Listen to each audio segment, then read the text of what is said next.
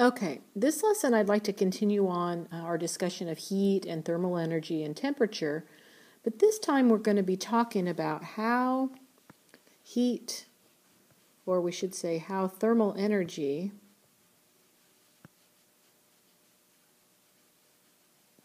moves. And technically, when we're talking about heat, that's the real definition of heat. We haven't talked about that yet, but the definition of heat is when thermal energy moves. So a lot of times we talk in class about thermal energy and heat as though it were interchangeable, but it's really not the same thing. Thermal energy is the total kinetic energy of all the particles in a substance. Heat is when that thermal energy is on the move. Now, for today's notes, once again, I want you to just set up your notes Cornell style, just how you normally would, with a narrow left column on the page and a wider right column, and leave room for a summary at the bottom and a date at the top right corner. Once again, you can put questions on the left side if you want, or you can put your headings on the left side. We're going to talk about 3 ways that thermal energy moves, or heat moves, by conduction, convection, and radiation. And we're also going to talk a little bit, when we're talking about conduction, about something called specific heat, which is an important concept for you to understand. So really we're going to have 4 main headings, and if you want to put those along the left side narrow column, that would work, and then all of your notes along the right side. But of course you're separating out those headings so that as you write your notes, they're separated as well. These notes, I want you to put them on page 17 in your notebook. Now, as I said a moment ago, heat is the flow of thermal energy from one object to another. Heat, you need to know this part for sure, heat always flows from warmer to cooler, and that's an important thing for you to understand. Heat flows from a warmer object to a cooler object. Okay, cold doesn't move. Okay, you feel cold because heat is leaving your body. Okay, and that may be a new way of thinking about that, but please understand, for instance, in this first picture, that the cup gets cooler because the hand gets warmer. In this case, the cup of hot coffee or cocoa or whatever that is transferring its heat energy to the hand. So the hand gets warmer and the cup gets cooler. Likewise, in the second example here with the ice gets warmer and the hand gets cooler, but your hand gets cooler in that case because the heat is leaving your hand and going to the ice cube. So heat always flows from warmer to cooler objects. Now, I already said that heat moves 3 ways: by conduction, convection, and radiation. And I suspect that you learned something about this already in the 6th grade, because when you learn about weather patterns and ocean currents and magma under the earth, you need to know about these 3 ways that heat moves. But we're going to go into a little bit more detail, I think, today. But these are the 3 main ways that heat moves, and as I said, you can set up your notes this way if you like. All right, let's start by talking about conduction. Conduction is the movement of heat because objects are touching. Okay, so if you're writing down definitions on the right and you're heading on the left, write conduction. And on the right, you should write down that it's heat moving due to objects touching. Okay, if the objects aren't touching, it's not conduction. Conduction can only happen when objects are touching. Now, what's happening here is that the kinetic energy of the particles, that is the thermal energy, in the warmer object is being transferred to the kinetic energy of the particles in the cooler object. Okay? Now, this is going to continue until the energy is equal in the 2 objects. So, whenever objects are touching, the heat continues to be passed to the cooler object until they're both having the same energy or the same temperature. And you may have noticed that if you leave your cup of cocoa or your cup of tea sitting there, it's going to cool down and cool down and cool down until it's what we call room temperature. And what's happening is that the heat from the cup is being transferred to the air. It's just being transferred to the air, and that energy is being passed to the air until it reaches the same temperature or the same energy of the air itself. Now, there are two kinds of substances, and we can talk about how they do at transferring energy or heat by touching, by conduction. Substances that conduct heat well or pass that heat energy well, we call those conductors, and we've talked about them before. Metals are an example.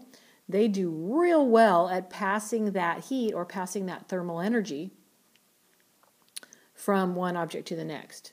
And that's why we use them to make our cooking pans, because they're going to pass that heat very easily from wherever our energy source is, whether it's an electric stove or whether it's a campfire. They're going to pass that energy directly, real easily, right to the food that we're trying to cook.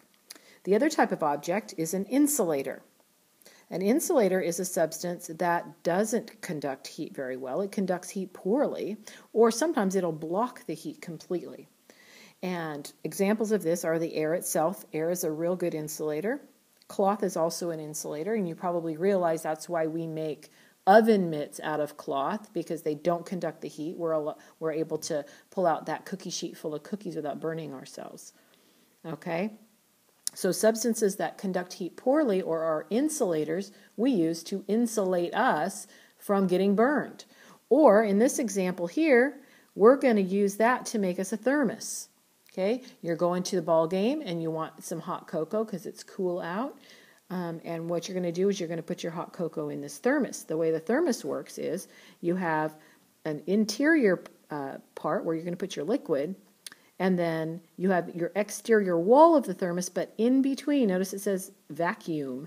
What that means is that there is no particles in there at all. They suck all of the air out of this section in between the interior of the thermos and the exterior wall of the thermos.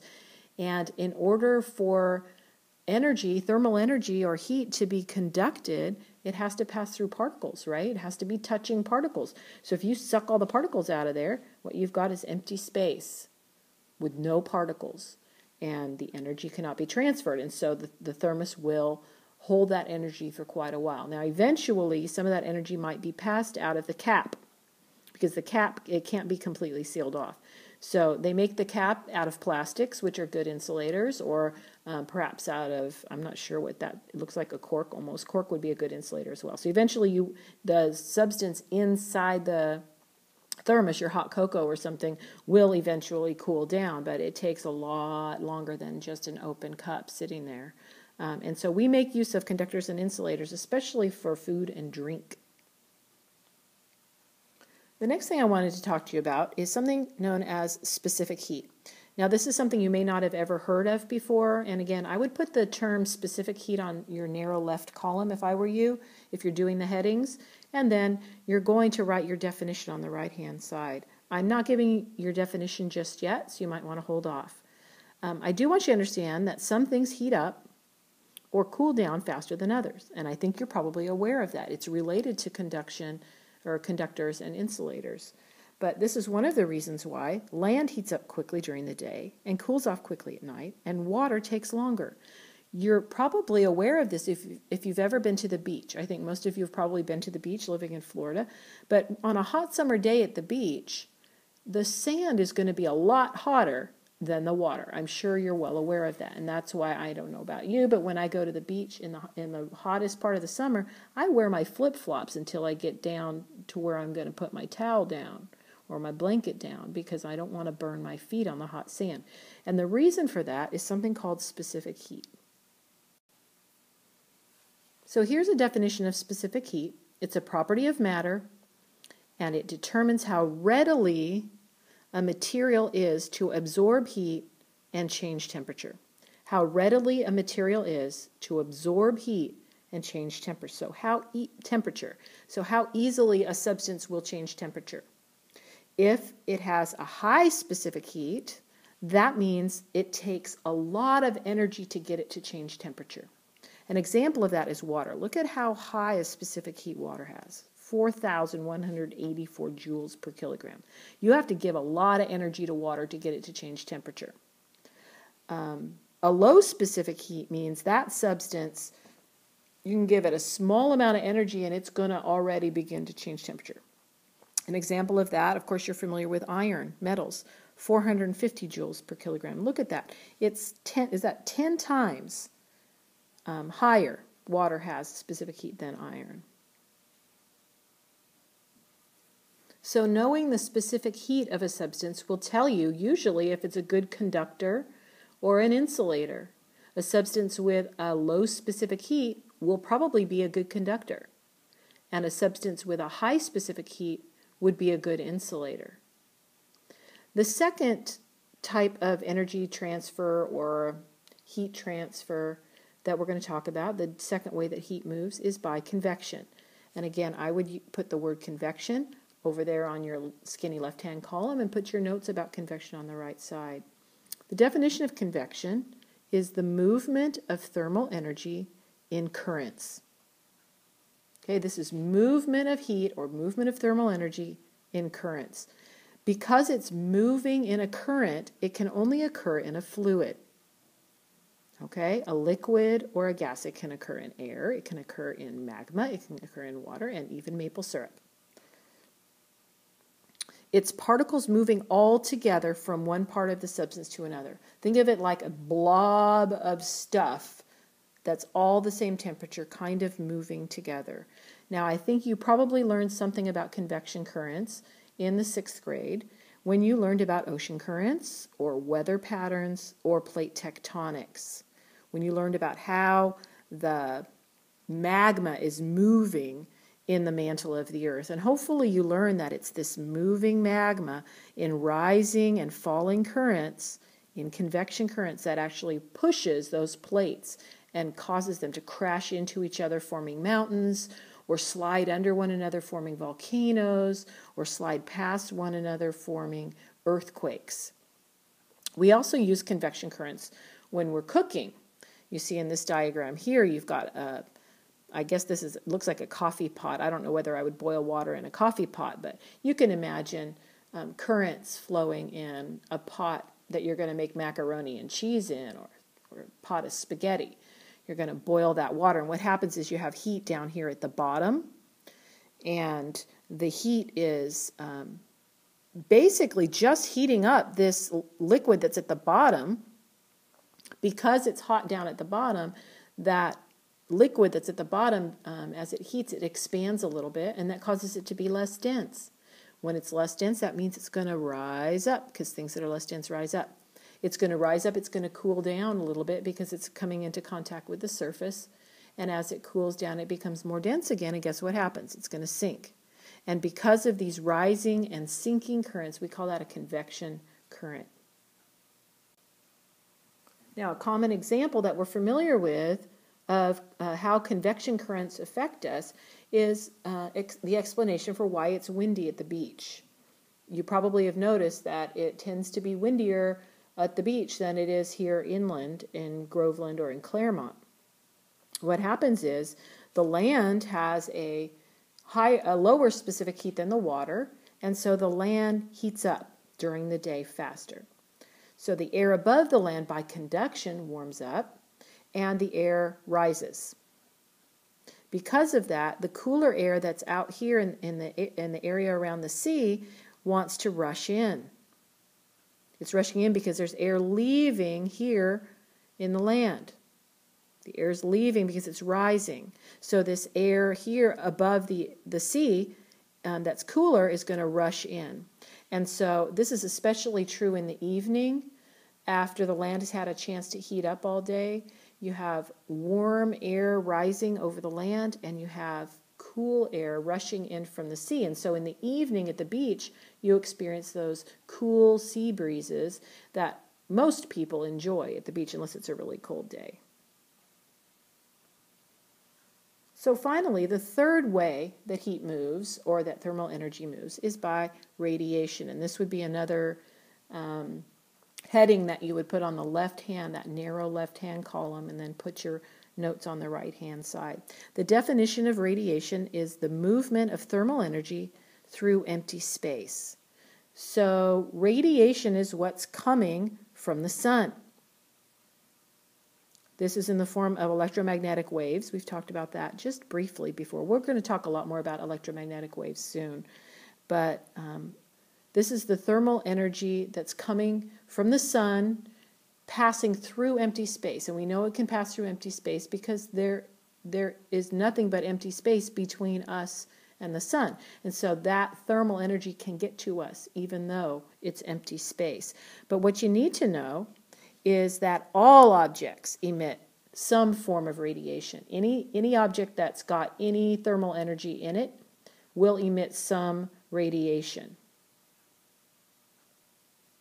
So I thought, since all objects really do emit thermal energy in the form of radiation, I thought it would be fun to look at some of these pictures. These are pictures taken with an infrared camera, and infrared is, we're going to learn more about infrared. It's a form of electromagnetic radiation, but it's also what we would call thermal energy. So now we have three names for heat. We have thermal energy, and now we have infrared radiation, and they're all very similar, not exactly the same thing, but we use the terms interchangeably sometimes. But this infrared camera can give us an idea of the temperature of things. Let's look first in this top left picture. This is a hot cup of coffee. I think this is super cool. Notice that the warmest temperatures, and this looks like it's maybe 170 degrees or so. It's a nice hot cup of coffee. Notice in the center region here of the coffee, you've got all those high temperatures, and then around the outside of the glass, it cools down to about 140. And then on the outside of the mug, it's cooler even still, down below 100, and even you can see there's a spoon in there, and the spoon is cool at the tip but warmer in the interior, and of course that's getting warmed by conduction, not radiation. The second picture is an ice cube. I like this one too. It's really cool. It's melting. So you have fairly warm temperatures around the outside here, but then it gets cooler and cooler till you get to the ice cube itself, which is right around 30 degrees. Actually, it's probably a little warmer than that, but that's really cool, right? And then this third picture is a little doggy, and you can see what's really interesting, that it's on the outside of its fur, its temperature is right around room temperature, a little over 75 degrees, but then you can see on the interior of the fur that it's warmer. It's getting closer to 95, which is probably the body temperature of the dog. But then also notice, where's this little doggy losing some thermal energy? Out his little ears. The ears are quite warm, and if you've ever touched a doggy's ears, you probably realize that their ears are warm. They're losing a lot of thermal energy. So this one turned out to be a little longer than I had intended, but hopefully you stayed with me and took your notes and did what you needed to do. But have a good day.